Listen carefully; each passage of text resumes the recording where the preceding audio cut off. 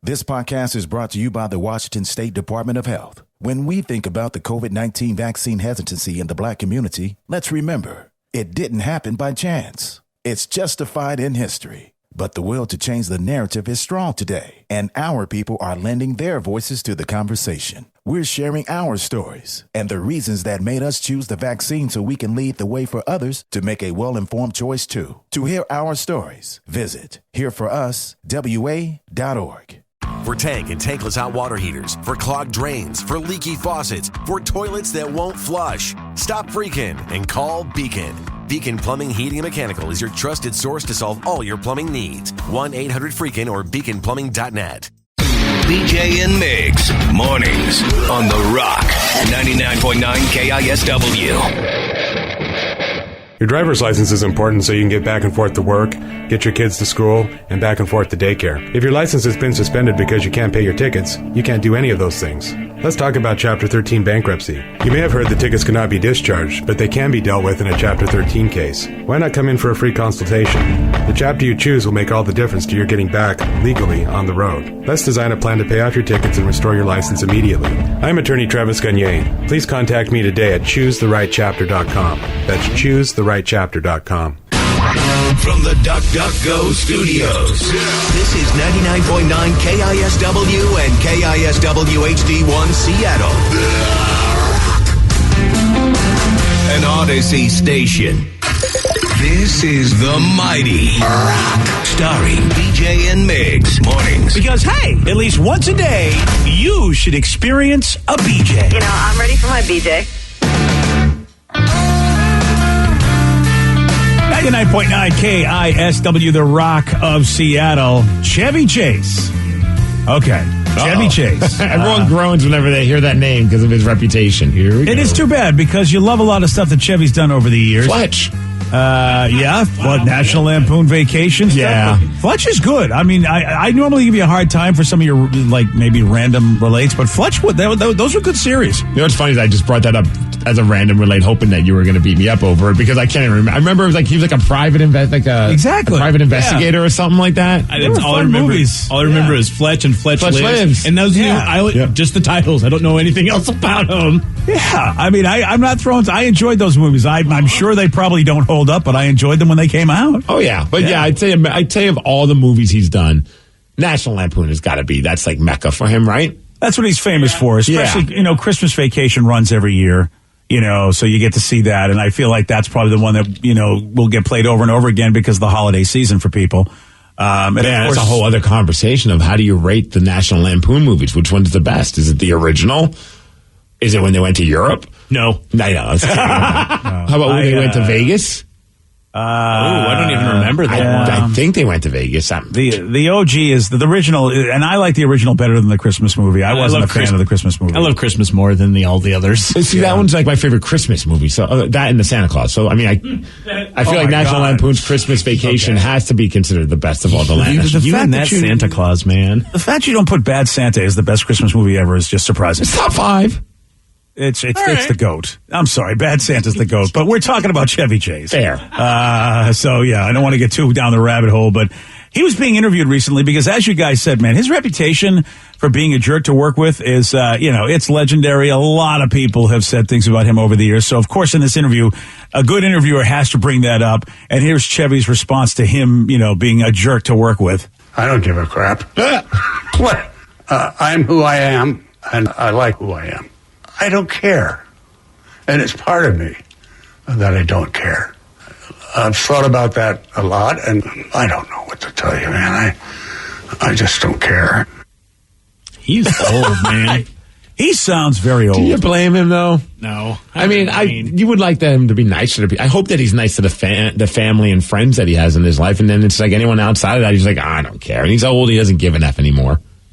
I'm successful. He said he thought a lot about it, and it's an interesting response only because of the fact you're talking to a therapy Tommy over here, where when you think a lot about things, you hope to come to what feels like a peaceful place. I'm not too sure that's a peaceful place answer. It's more like, F them, I don't care. You're right. That's what it sounds like to me. At one point, it did sound like, he reflected on it. Do you think at that point in his life, he was like, man, I need to be nicer? And then he tried, and then like something happened. He's like, I'm done being nice. This is just not my thing. Well, I think you have so much energy. As you get older, you have so much energy, and I'm starting to understand old people a lot more, man, because, I am getting to be one, basically. You're living it, man. There you go. It's, your energy is precious. Your time is precious. And so I get it. He's like, I don't have the energy or time to waste on people who think I'm this. Whatever, think what you want. Whereas, I know in my younger days, man, I really did care a lot about how people viewed me. And if somebody had a negative experience, that would trip me out. I'd be very upset. Like, no, why? I'm a good guy. Why? Right. You're the jerk, not me. Yeah. And now I'm at the point where it's like, but I've reflected and realized, there's a good chance you probably were a jerk. If somebody really thought you were a jerk at any point in your career, working with you at any time, you probably were. Because there's just too many people saying I was. You know what I mean? The evidence is pretty staggering. Yeah, I think there's certain situations where not caring is a good thing, like especially with now social media and like the internet. Like I'm trying better at like, why do I care about what like some random profile picture of an egg or a plant and a bunch of numbers at the bottom at the end of their username, like this random like fake account is saying something mean. Why do I care about their opinion? Like their opinion, I don't care about their opinion any good or bad. Like why am I letting them bother me?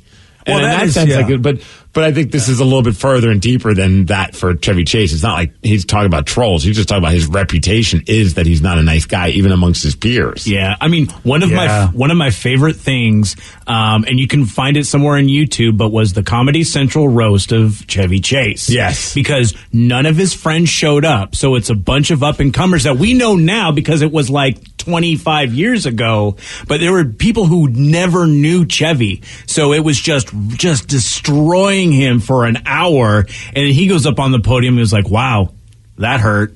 And it was just like he just absolutely destroyed by people who don't even know him. What was that? That was the moment where he's like, I don't care anymore. It might have been. Hate everybody. Yeah. My own friends didn't show up for my roast. They had an opportunity to make fun of me, and they didn't like me enough to not show up. Yeah, there's no love for the roast there. How about that's the opportunity to at least get some digs in on the guy under the guise of entertainment? Right. And they didn't even want to do that. Like, we don't like you enough to even show up. Hire some random comic that needs a gig.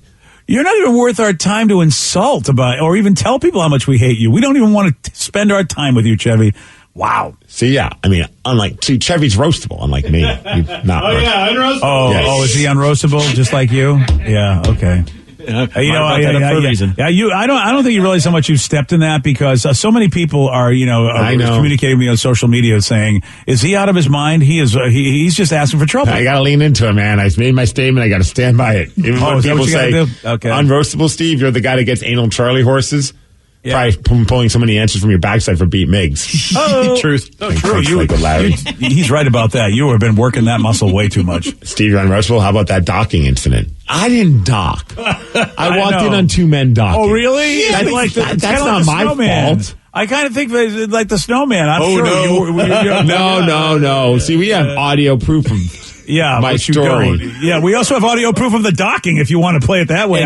We do some creative editing there. And Steve, I mean, you do have like a whole, history with random bathrums. That's all I'm going to say there. I have had a weird run with bathrooms. Yes, you have. You're absolutely right. Yeah, and I'd like to say just out of town, but there's been some in town as well. Yeah, there we go. So out of town, in town, it doesn't matter. If you're a docker, Steve's a gawker.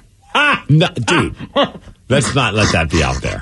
Oh, let's let that be out there. I saw it long enough to know what kind of pants they were wearing. There we go. That's all I need. I was frozen in time for a half a second and then turned around and ran into the women's bathroom. I just want to say one thing. This is important for you to understand.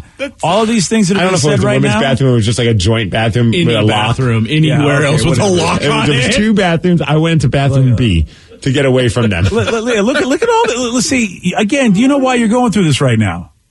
Why? Because you said you're unroastable. None of this would be happening right now, but you had to go say you're unroastable. So you guys got what I was saying. Oh, we did. Well, I feel like we did. You guys were all like you were damn unroastable. Vultures looking for an opportunity to pee on me. Oh yeah. Well, when you say you're unpeeable, what do you want us to say? We're going to get vultures to pee on you. There you go. Someone said Vegas Vacation was the last movie that they did. Yeah. Oh, was it? Okay, then probably was the worst than if it was the last one. And another person said, how can you guys not say Caddyshack is the best Chevy Chase film? That's a good one. Ooh, was he in Three Amigos as well? I'll be honest with you. I mean, he was in the movie. But he really isn't the one that you remember that much. Yeah. I mean, really. I mean, be the ball, Danny. I mean, that's it. Really, Ted Knight and Rodney Dangerfield. Those are the guys I remember from Caddyshack, and Bill Murray. Obviously. Carl I mean, Speckler. those are the three dudes that stole that movie. But yes, Chevy Chase was in Caddyshack. And you're right, dude. Three Amigos. What was that? Him, Martin Steve Short, Martin, and Steve Martin. Yeah. Great film. Yeah. If you're rebooting that, who are you having as the stars? Whoa. Oh, really? Well, who's the Steve Martin Short, and Chevy Chase of our day? I feel like it's Kevin Hart, The Rock. I mean, do you throw Nick Cannon in there because they prank at each other? I mean, I don't think. Is Nick Cannon really an actor? Well, so who's Martin Short? Is that Kevin Hart? Kevin Hart's the Martin Short. Just because he's got Short in the name. Well, and you're saying Kevin Short. Come on, man. That's just rude. But also Martin Short, though, he has that Kevin Hart vibe to me. Ooh. Like, he was that kind of funny, little back goofy then. kind of, yeah. And so I would say Kevin Hart's the Martin Short character. Chevy Chase is dry humor. So would it be like a Thomas Hiddleditch kind of dry? I'm thinking about somebody who's just dry humor. So you're putting way more thought into this than I am. Yeah, I'm just thinking of three celebrities that would be fun to be in a movie wearing those like big sombreros. Well, this is I'm the casting director, and you're just, I don't know, you're the producer who we have to go, really, dude, you want those guys? If you're looking for maybe like that dry sort of comedian, if you want to go with that, I would even say maybe the new Chevy Chase, even though he's not an a-hole, would be Joel McHale. That's not a bad call. As something along those lines. I like that. You're right. That's a good call. Joel McHale, Martin Short. Kevin Hart. We need a third Steve, and that's going to be the Steve Martin guy. It was very much like Steve Martin. The Rock. I still think The Rock. Yeah, Steve said The Rock, and I still think there is. To me, it would be The Rock, Kevin Hart, Jack Black. Oh, Jack Black is also a good call. I'm pretty sure that's called Jumanji. Yeah, you're right. That is Jumanji. Correct. And is Karen Gillan going to be Karen Gillan be the villain? I mean, her name rhymes with villain. Let's make her the villain. That way, we'll just basically have Jumanji in Mexico. Hey, Steve, you're a great casting director. They've already done it. I clearly know talent. Yeah. I'm like, those three sound like they'd work really well together. Yeah. I was like, The Rock and Kevin Hart work well together, and The Rock and Jack Black work well together. I put the three together. No one's ever thought of this, BJ. No one's ever thought of this. You're absolutely right. This is brilliant. And we should probably let's get a woman who's really talented, like, but also can do comedy. And Melissa McCarthy. Yeah.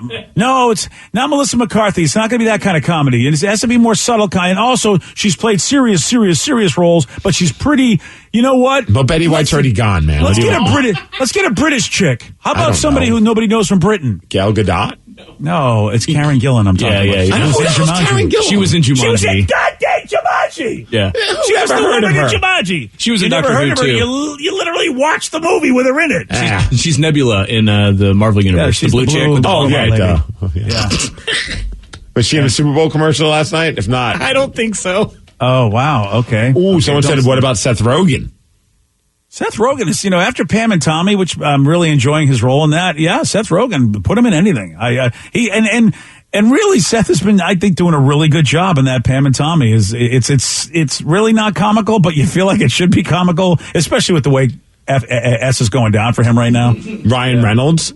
Ooh, I would change the whole. This changed the whole paradigm of. Well, you had The Rock and Ryan Reynolds in a movie recently, right? Red Notice. Okay, so you know what? That's the third guy if you want. There you go. I mean, did you throw Will Ferrell in it? It feels like this is a Will Ferrell movie. Don't have Will Ferrell. Will Ferrell ruins everything. He's going to make it into a poop sandwich. Yep. Well, Will Ferrell just off. Hot take. Look at that. Yeah, I mean, I'm thinking like Will Ferrell would be good with like Steve Carell and maybe like David Koechner. I feel like the three of them would work really well. That's your three? Because I feel like you've named more than three people. Yeah, maybe we call that three Anchormen. Yeah, the three Anchormen, the three Jumanjis. I feel like there is a pattern here, Rev. Yeah, no doubt about it. Hey, let's get Jackie Chan and Chris Tucker, you know what I mean? And then we can call it Jumanji Hour. Nice. And let's say the three Rush Hour guys? I don't know. Sure. So how dare you pass up Bruce Willis? You're right. Oh, well, right. He's doing That's crap, the so guy. it'll work out. Yeah, he's available. Yeah. You know what? He'll just show up and be sitting at the bar. That's all he does in all of his movies, apparently, these days. He'll just be sitting at the bar they walk into. That's all. BJ and Migs, mornings on The Rock, 99.9 KISW.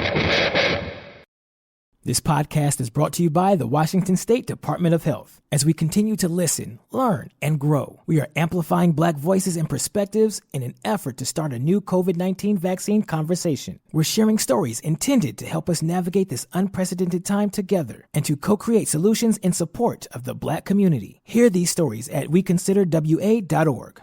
If 2020 has taught us anything, it's to take nothing for granted. So when you expect hot water and get cold, when you expect the shower to drain and it doesn't, when you turn the furnace on and it won't start, stop freaking and call Beacon Plumbing, Heating, and Mechanical. 1-800-FREAKIN'. Take the next step toward the career you want, be it business, cybersecurity, healthcare, or more. UMGC can help you get there. No application fee when you apply by August 31st. Visit umgc.edu, certified to operate by Chev. Now back to BJ and Migs mornings on The Rock 99.9 KISW. 99.9 KISW, The Rock of Seattle. Filmmaker Kevin Smith pretty upset that the brand new Spider-Man No Way Home was snubbed by the Academy Awards. He's got a podcast, Fat Man Beyond, which I love, which is actually kind of a cool thing when you think about it, because he's beyond the fat man. Ever since his heart attack, he's really lost a lot of weight, got in shape. And so here he's on that podcast arguing that it should at least be nominated for an Oscar. They got 10 slots. They can't give one to the biggest movie of like the last 3 years. They're like, why won't anyone watch this show? Make a populist choice, man. Like, you got how many slots? Throw in Spider-Man, for God's sakes. Let him swing in there. It's a solid argument. What the hell? Why not? Put it in there. He's not wrong. It was, they used to just be 5, and then they increased it to 10. Mm-hmm. And sure, does it deserve to be Best Picture of the Year? Probably not. I'm sure there's some serious film out there that will get it. But he does have a point. It's like, if I thought there was a chance that Spider-Man No Way Home could win the Academy Awards, it gives me a chance maybe more likely to watch it. And because I've stopped watching that show, it just bores me. It's just like, There's really not a lot on there. I know they're good movies, but some of them are very depressing, and it's wonderful, but I just don't want to Schindler's List my evening. And that's kind of what some of these movies are. They're just, they're well done, but they're, But it's like not even like the Grammys where they have like bands or somebody performing or something. Like, I don't even remember what they have a performance of like some boring ass song that's in a soundtrack. Do they? Yeah. It's been so long since I've watched it. So. Honestly, I'm basing this on like 7 years ago. Okay. I haven't watched the Oscars. Yeah, I have no idea. See, that's why I used to always watch the MTV Movie Awards, because I knew those movies, and I know that they're appealing to a little bit of a lower common denominator than I fall into. I get it, but like that's what made it fun. It's like, okay, some of the categories were dumb, but Best Picture, Best Actor, all those were typically movies that I've seen. Academy Awards, unless like we had to see it for work, I don't remember the last time I saw a movie that was up for an Oscar. Was it Slumdog Millionaire? Maybe. And we went in not even knowing what we were going to expect. I thought that was going to be a chore, and walked out being like, that was amazing. And then I used that as my ace card for whenever I wanted to sound somewhat smart about a movie. Like, have you guys seen Slumdog Millionaire though? Yeah, and Rev, I don't know if somebody pulls up on Rotten Tomatoes, I felt like Spider-Man No Way Home was reviewed very well. It was good by the critics. That's what I don't understand. If the critics are giving it in the 90s, how does that not put that as Oscar worthy? Is 93 on Rotten Tomatoes? Yeah, look at it. It's a fan service movie. Like, but the critics still gave it a good review. Unless, because how we talk about, Rev, how the critics sometimes are out of touch with the fans of the genre of movie they go to.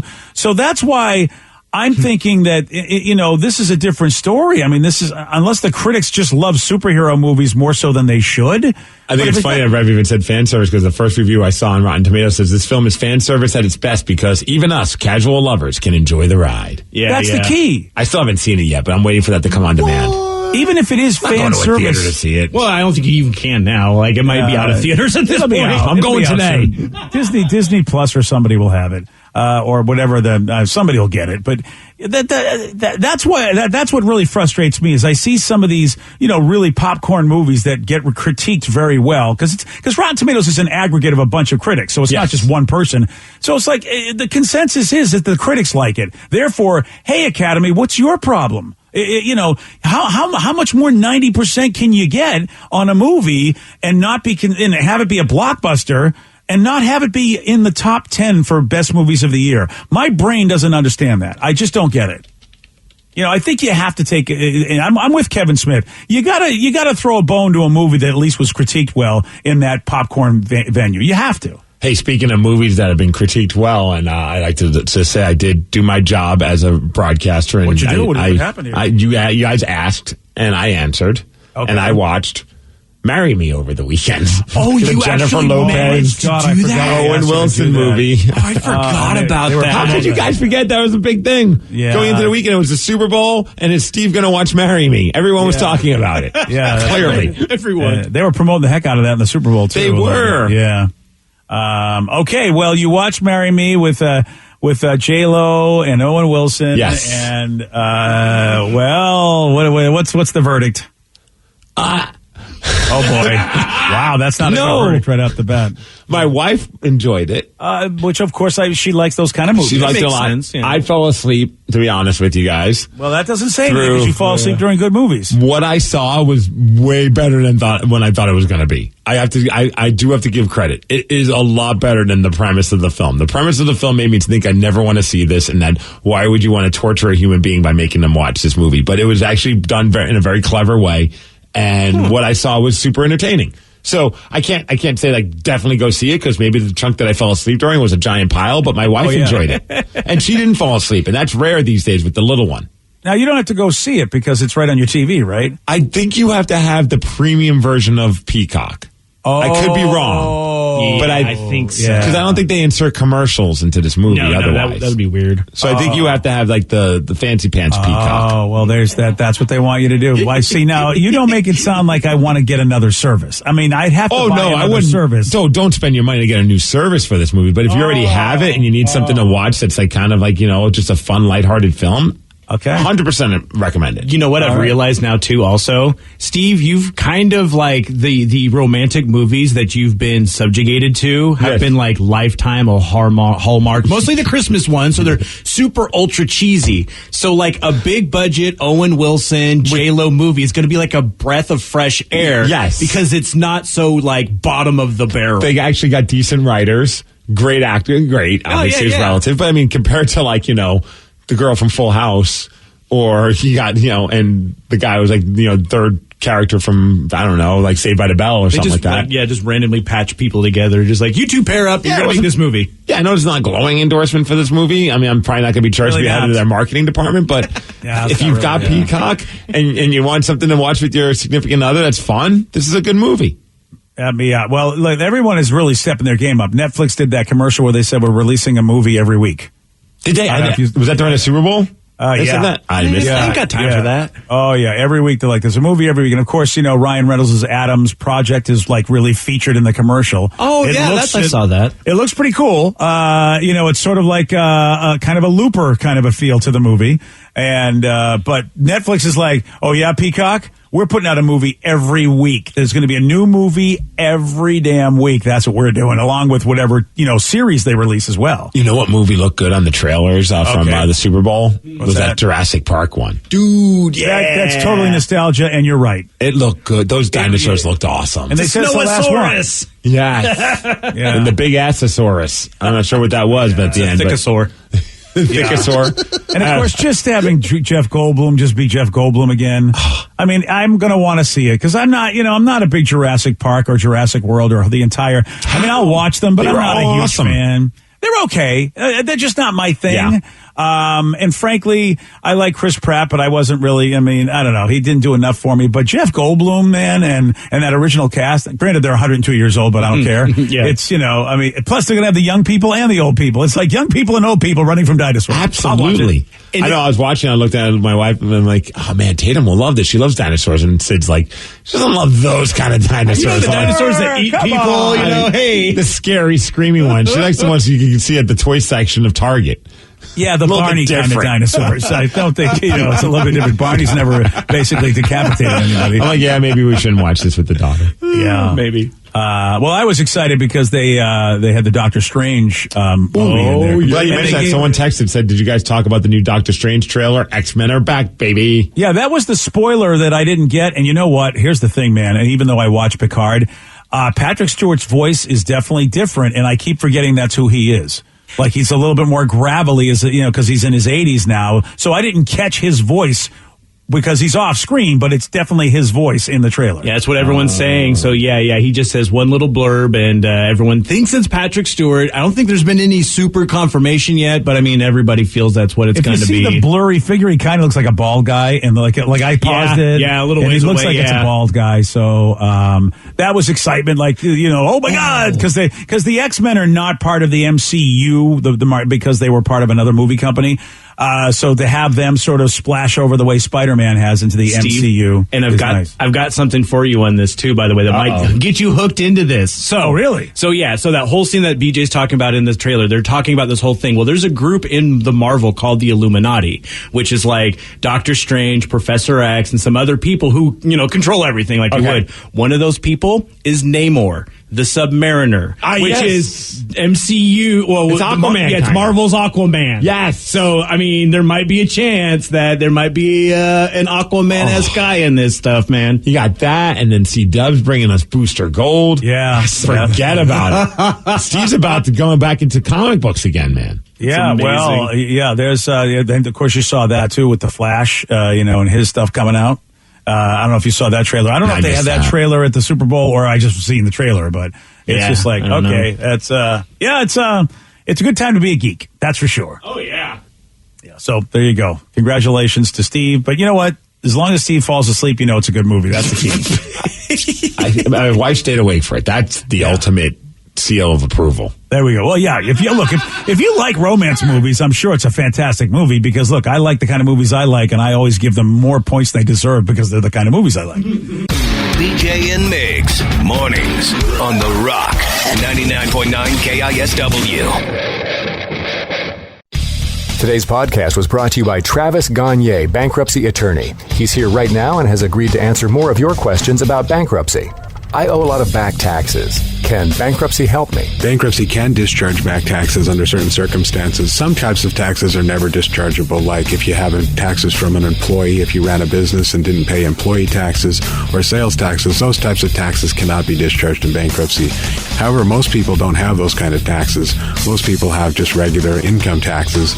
If you owe income taxes and you filed your tax returns but just weren't able to pay the taxes, if the taxes are more than 3 years old and you filed the tax returns, those types of taxes can be discharged in bankruptcy in most circumstances, especially through a Chapter 13 case. Thanks, Travis. If you have more questions about bankruptcy, you can reach out to Travis anytime at ChooseTheRightChapter.com. That's ChooseTheRightChapter.com. Thanks for listening.